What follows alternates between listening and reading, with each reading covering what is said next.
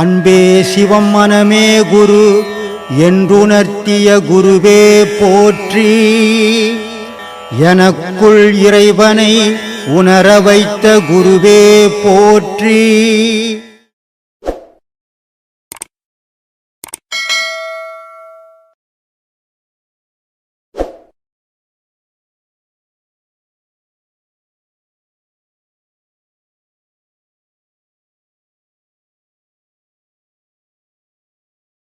ஈசனோட 4 ஞானிகள் வந்தாங்க இந்த உலகத்துக்கு. ஈசன்கிட்ட உபதேசம் வாங்கி அந்த 4 ஞானியால் தான் இன்றைக்கி உலகம் ஃபுல்லாக இந்த ராஜயோகம் மற்ற எல்லா யோகங்களும் இன்றைக்கி உலகத்தில் இருக்கிறதுக்கு காரணம் அந்த 4 ஞானியால் தான். அந்த 4 ஞானி இந்த உலகத்தில் ஒவ்வொருத்தரும் ஒவ்வொரு பகுதியில் இருந்து அதை சொல்லிக் கொடுக்கும்போது தான் இன்றைக்கி அது உலகம் ஃபுல்லாக பரவிச்சு. அந்த 4 ஞானி யாருன்னு திருமூலர் சொல்கிறாரு. நந்தி அருள் பெற்ற நாதரை நாடினேன். நந்திகள் 4 சிவயோக மாமுனி 1. நந்திகள் 4 சிவயோக மாமுனி மற்றும் தொழ பதஞ்சலி, வேகப்பாரன், திருமூலன். இந்த 4 பேர் ஈசன்கிட்டவே உபதேசங்கள் வாங்கி இந்த உலக மக்களுக்கு சொல்கிறதுக்கு வந்தாங்க. அதில் 2 பேர் சிவமாமுனியும் பதஞ்சலியும் வடநாட்டுக்கு போயிட்டாங்க. இவர் திருமூலரும் இவங்க இந்த பக்கம் தென்னாட்டில் இங்கே சொல்லி கொடுத்து இன்றைக்கி இந்த கலை இவ்வளோ வளர்ந்துருக்குது. இதை வளர்க்குறதுக்கு அவங்க எவ்வளோ பாடுபட்டிருக்கணும். இப்போவே நம்ம இவ்வளோ வசதிகள் இருக்கிற காலத்துலேயே எவ்வளோ கஷ்டப்படுறோம். அப்போ ஜனங்களே அதுக்கு போகாத காலம், அப்போ எவ்வளோ கஷ்டப்பட்டு இருப்பாங்க. அப்படி இருந்தோம் இன்றைக்கி இது நிலச்சி நிற்கிதுன்னு சொன்னால் அவங்க பட்ட சிரமம் தான். அதனால தான் அத்தனை மகான்களுக்கு மேலே நம்ம செலவழித்து இதை உலகத்தில் எங்கேயும் செய்யாத செயலை நம்ம செய்து இந்த உலகத்துக்கு காட்டணும், இதை எல்லாருமே செய்யணுன்றதுக்காக பண்ணியிருக்கிறோம். இது நடந்துக்கினுக்குது. இன்றைக்கி உலகம் ஃபுல்லாக இருந்து நம்ம ஆசிரமத்துக்கு நிறைய வெளிநாட்டு சீடர்கள்லாம் வராங்க, உபதேசங்கள் வாங்குறாங்க, நிறைய போகிறாங்க. காரணம் இது என்னன்னாக்கா, தெய்வம்ன்றது பொய்யான விஷயம் இல்லை. அதே நேரத்தில் தெய்வ வழிபாடுன்றது பொய்யான விஷயமாக இருக்கக்கூடாது. தெய்வ வழிபாடுன்றது உண்மையில் இருக்கணும். தெய்வம் எங்கே இருக்குது? உனக்குள்ளே தான் இருக்குது, உலகத்துலலாம் கிடையாது. உலகம்ன்றது ஒரு பிரபஞ்சம், அது ஏக்கத்தில் நடந்துன்னுக்குது. ஆனால் அதே கடவுள் உனக்குள்ளும் இருக்குது. அதை நீ தேடி எடுத்தினா நீ கடவுள் நிலையை அடையலாம். அதனால தான் சொன்னான் மனிதனும் கடவுள் ஆகலாம்ன்ட்டு. புலியும் கடவுள் ஆகலாம், சிங்கமும் கடவுள் ஆகலாம் சொல்லியிருக்கலாம், சொல்லலை. மனிதனும் கடவுள் ஆகலாம். ஏன் மனிதனுக்கு? ஏன்னா மனம் இருக்கிறவனுக்கு மட்டும்தான் உலக வாழ்வும் வாழ முடியும், கடவுளையும் அடைய முடியும். மனம் இல்லாதவன் எதையும் செய்ய முடியாது. அதனால் அப்படிப்பட்ட வழியை தான் நம்ம சொல்லிக் கொடுக்குறோம். இதை பின்தொடர்ந்து நல்லபடியாக சீராக சிறப்பாக செய்தீங்கன்னா அதனுடைய பலன் உங்களுக்கு. அந்த பாவங்கள் அழிக்கலாம், புண்ணியத்தை நாடி போகலாம், இறைவனோடு அடையலாம், பிறப்பை தவிர்த்துக்கலாம். அதுக்காக தான் இவ்வளோ பேசினுக்கிறேன் நான். இதை பின்தொடருங்க. சொல்லுவேன். என்ன பரிசு? ஏமா சுங்கவாசத்திரம். சொல்லு. ஒரு 1000 மைல் இருக்கும் பொழுதுதா சொல்லு. எவ்வளோ நாளாக ட்ரை பண்ணி சொல்லு. அதான் சுங்காச்சத்திரம் ஒரு 1000 கிலோமீட்டர் இருக்கும். அவ்வளோ நாள் ட்ரை பண்ணி அவ்வளோ நாள் ட்ரை பண்ணி மலேசியாவிலேருந்து நினச்சிங்கன்னா வந்துடுறாங்க. சுங்காச்சத்திரந்து வந்து பெருசாக சொல்கிறேன். சொல்லு. இப்போ நடந்து போகிற இடத்துக்கு சித்தர் பாடல். சொல்லுப்பா. கோவானூர் பொட்டிலே குண்டுமணியின் சன்னதியிலே சவாமூலி முளைத்திருக்கு, அதை சார்ந்து பாரடி. யார் பாட்டது? அகஸ்தியர்.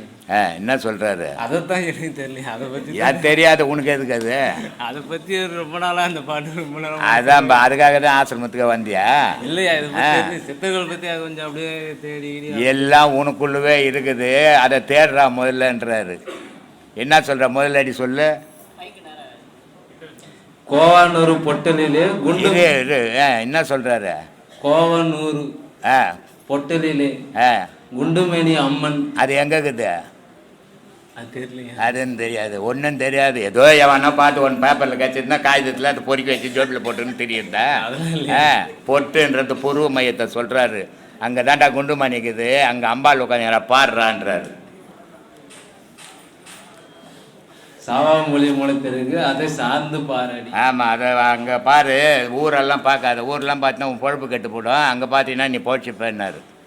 அதனால் அங்கே பார்க்கறது தான் கஷ்டம். அங்கே பார்க்கறதுக்கு தான் இங்கே சொல்லி கொடுத்துன்னுக்குறாங்க. பாரு ஓ சித்தர்கள்லாம் எல்லாரும் பறவையாக எல்லாம் சொல்லிட்டு வர்றது முப்புன்னு சொல்லி வராங்களே, அது என்ன ஏப்பா முப்புன்னு? முப்புன்னா வயசாச்சுன்னு அர்த்தம், போகிற துபாய்க்குன்னு அர்த்தம். ஆமாப்பா, பிணின்னா நோய், முப்புன்னா வயசாயிடுச்சுன்னு அர்த்தம். முப்பு வந்துடுச்சுனாக்கா துபாய்க்கு போக போகிறோன்னு அர்த்தம். இப்போ எனக்கு முப்பு வந்துடுச்சு, 3 மாதமாக அந்த ஆஸ்பத்திரியில் இருந்துட்டு வரல, அந்த மாதிரி அதை சொல்கிறது. முப்புன்னா வயசாயிடுச்சு, ஒரு துபாய் போக போகிறாருன்னு அர்த்தம். சரி, அதை வேற எது? போயிட்டு வா, ரொம்ப சந்தோஷம். இருவினை அழித்தோரை படிக்காத. இப்போ ஊரில் நல்லவன் 4 பேர் இருப்பாங்க. அவங்கள எக்காரணத்து கொண்டோம் உன் மண்ணு வாரி போடுற மாதிரி உன் வார்த்தையால் அவங்கள பழித்து பேசுகிறாத. அது ரொம்ப தப்பான விஷயம். உனக்கு தீர்க்க முடியாத ஒரு இழிவான ஒரு நிலையை அது கொண்டு போய் சேர்த்துரும். எப்போ புறம் பேசினா நமக்கு அவங்கள பற்றி தெரியாமல் கூட போயிருக்கலாம். ஆனால் யாரோ ஒருத்தர் சொன்னாங்கன்றதுக்காக அவங்கள பற்றி நம்ம புறம் பேசுவோம்.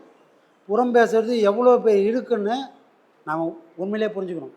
பிறவிக்கெல்லாம் காரணமானது எதுவோ அது புறம் பேசுறது. புறம் பேசுறது என்ன சமயம், நமக்கு முழுசாக அந்த விஷயத்தை பற்றி தெரியாது, ஆனால் தெரியாமலே அவர் அப்படிதாங்க இவர் இப்படி தாங்கன்னு இட்டு கட்டி பேசுவோம். சரிங்களா? பலமுறை சொல்லியிருக்கிறேன், நமக்கு எல்லாம் தெரியணும்னு எந்த கட்டாயமும் இல்லை. யாரோ ஒருத்தர் செவுத்து பின்னாடி நின்று பேசுவார், நான் இங்கே நின்று இருப்பேன். நான் கேட்குற விஷயமா இருந்தால் அவர் என் முன்னாடியே பேசியிருப்பார். நான் கேட்கக்கூடாதுன்னு செவுத்து பின்னாடி நின்று பேசுகிறார். நான் அதை ஆர்வமாக கேட்க வேண்டிய வேலை இல்லை. நமக்கு கேட்கணுன்னு இருந்தால் அவர் வந்து சொல்லியிருப்பார்ல. ஆனால் ஒரு சிலர் என்ன பண்ணுவாங்க தெரியுமா, நான் பேசுகிறேன், நான் அப்படியே காதை அம்பு மாதிரி அப்படியே பூராகும். அவன் என்ன பேசுகிறான், அவங்களே காது வச்ச மாதிரி பேசினிருப்பாங்க, ஆனால் இந்த காதில் எல்லாம் விடும். அந்த ஆர்வம் இருக்கவே கூடாது. அந்த ஆர்வம் நம்மள மாதிரி அப்பியாசிக்கு மிகப்பெரிய சத்துரு. நமக்கு முதல் எதிரி யாருன்னா அடுத்தவங்க என்ன பேசுகிறாங்க, அடுத்தவங்க என்ன செய்கிறாங்கன்னு நமக்கு ஆர்வமாக இருந்தால் நமக்கு முதல் எதிரி வேறு யாரும் இல்லை, இந்த ஆர்வம் தான். ராமகிருஷ்ணன் சொல்கிறாரு, நீ எதையாவது விடணும்னு ஆசைப்பட்டனா முதல்ல நீ எதை வர தெரியுமா, ஆர்வத்தை விட்டுடு. தெரிஞ்சுக்கலாம் அது என்ன இது நான் ஓடுற பாரு, அந்த ஓட்டத்தை முதல்ல நிறுத்து. அப்போ தான்டா உனக்கு இறைவனை வந்து நிற்பான். அடுத்து நீ ஓடணுன்னா இறைவனும் வரமாட்டான், நீ யாருன்னு கடைசியில் தெரியாமல் போயிடும். அப்போது நமக்கு சத்ரு யாருன்னா இந்த ஆர்வத்தை முதல்ல நிறுத்திடணும். ஏன்னா எல்லாத்தையும் தெரிஞ்சுக்கிறோம், எல்லாத்தையும் புரிஞ்சு வச்சுக்கிறோம், படிச்சுக்கிறோம், கேட்டுக்கிறோம், எல்லாம் ஓகே. ஆனால் அங்கே கண்ணை மூடின்னு உக்காந்தோன்னு சொன்னால் இவ்வளோ நாள் படித்ததும் இவ்வளோ நாள் தெரிஞ்சுக்கிறதும் நம்ம கண்ணு முன்னாடி ஓடிக்கினே இருக்கும். அப்போ நமக்கு எங்கே முக்தி கிடைக்கும், எங்கே மோட்சம் கிடைக்கும்? அப்போது முதல்ல நம்ம தெரிஞ்சுக்கிற விஷயத்தை அழித்தால் மட்டும்தான் பாடமே பண்ண முடியும். இல்லைன்னா அதுதான் வந்து போய்கினே இருக்கும். நான் பாடம் பண்ணுவேன், ஐயா பாடம் கொடுங்க, பாடம் பண்ணினே இருக்கான். ஆனால் ஐயா வந்து ஆரம்பத்துலேருந்தே இந்த புக்கு இது படி, அவருக்கு படிக்க தெரியாதனால இதை படி அதை படின்னு. அப்போ இந்த படி நம்ம அவருக்காக படித்து காட்டும்போது இயற்கையிலே நமக்கு அப்படி ஒரு ஆர்வம் வரும். ஆனால் அது எவ்வளோ பெரிய தொல்லை கொடுத்ததுன்னு நாம் பாடம் பண்ணும்போது தான் புரிஞ்சுது. பாடம் பண்ணுவோம், அதில் ஒரு அனுபவம் வரும், ஆனால் என் மனசு சும்மா இருக்காது. இந்த பாட்டு ஒன்று அப்போ தான் ஞாபகம் வரும்.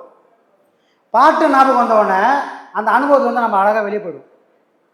அப்போது நாம் சேர்த்த அறிவு நமக்கு எங்கே தடையாக வந்து நிற்குது, நாம் எதை அனுபவிக்கிறோமோ அதை அனுபவிக்கிற நேரத்தில் அது வந்து நம்மளை அழிச்சிது. அப்போது நம்ம சேர்த்து வச்ச இந்த அறிவு மொத்தமாக எப்போ அழியுதோ அப்போ தான் இறைவனே நமக்கு தெரியுவான்.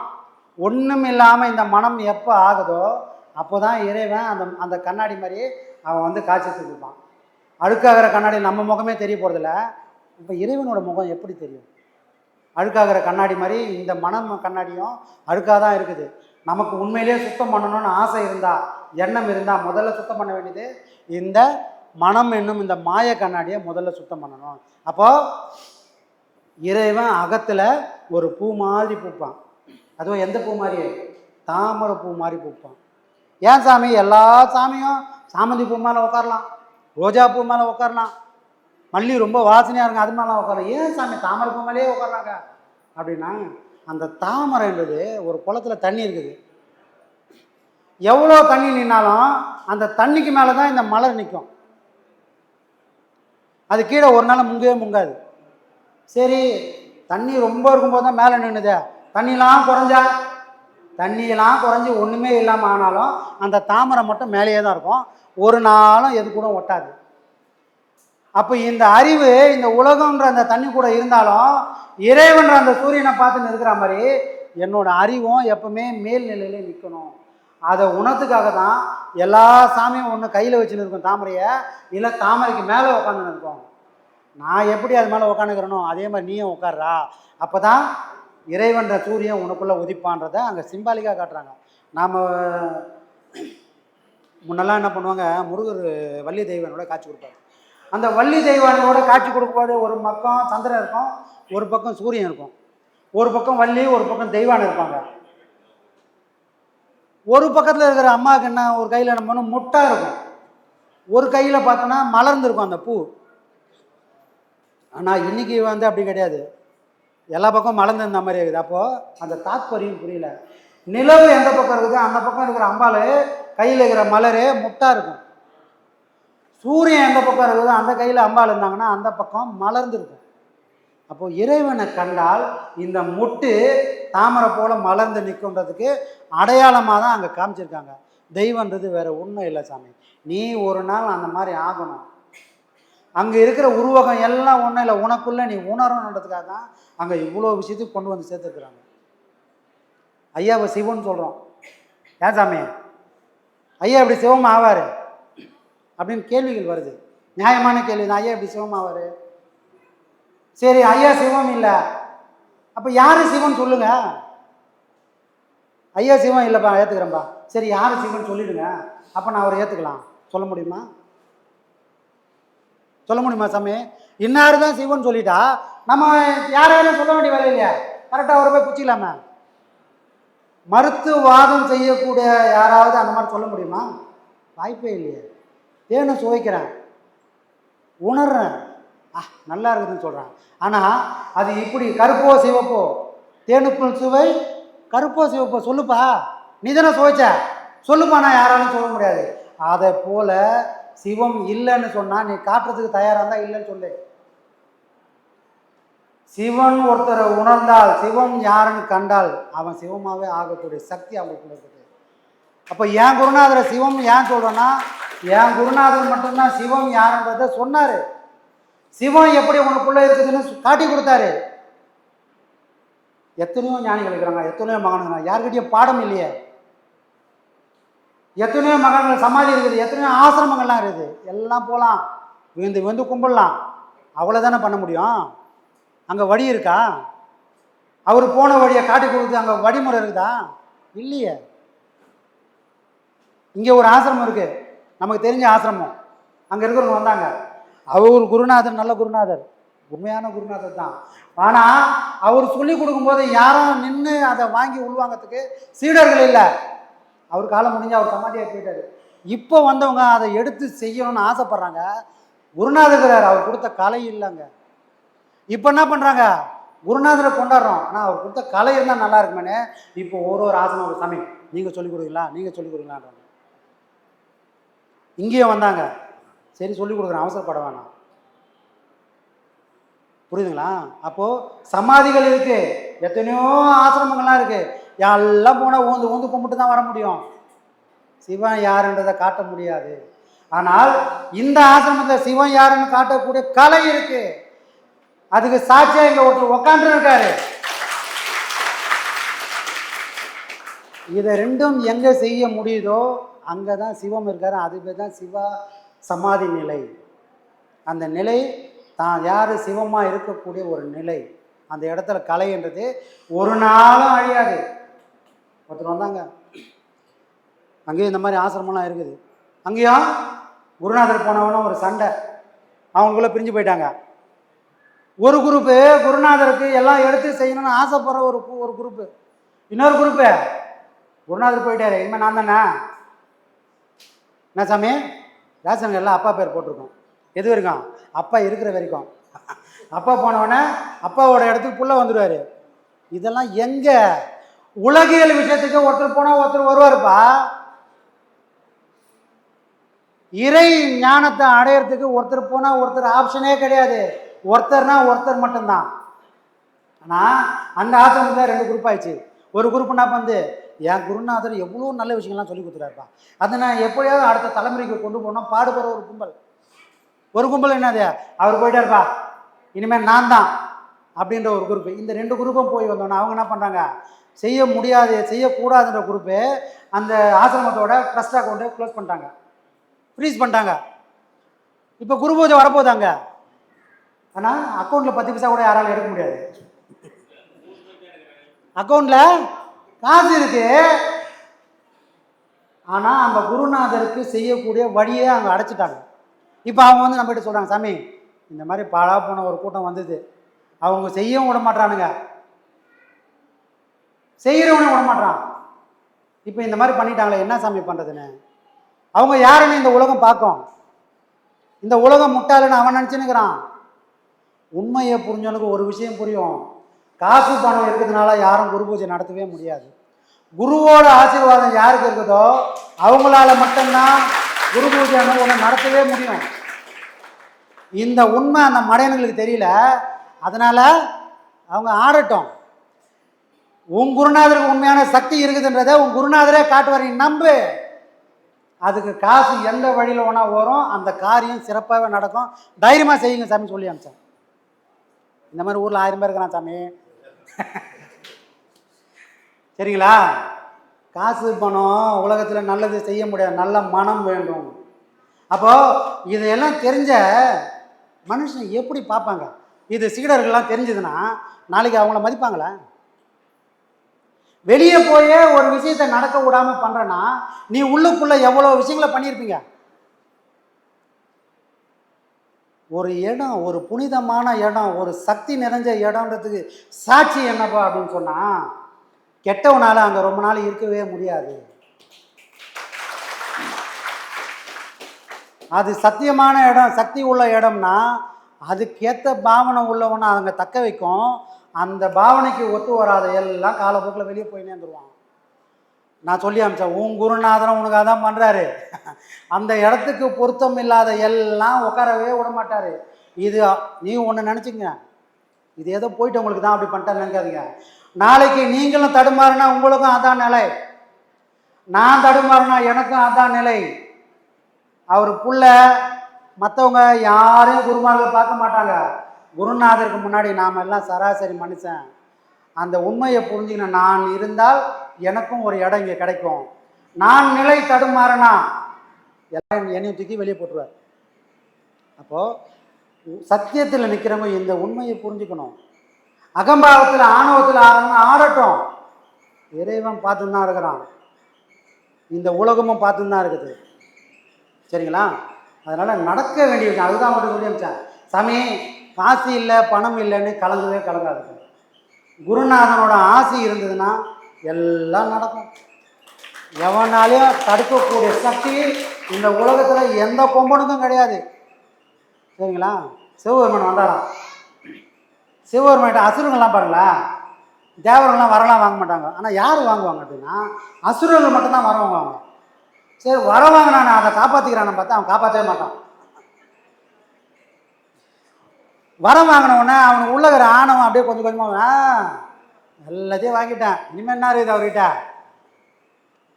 பார்க்கடலில் கடையிறாங்க.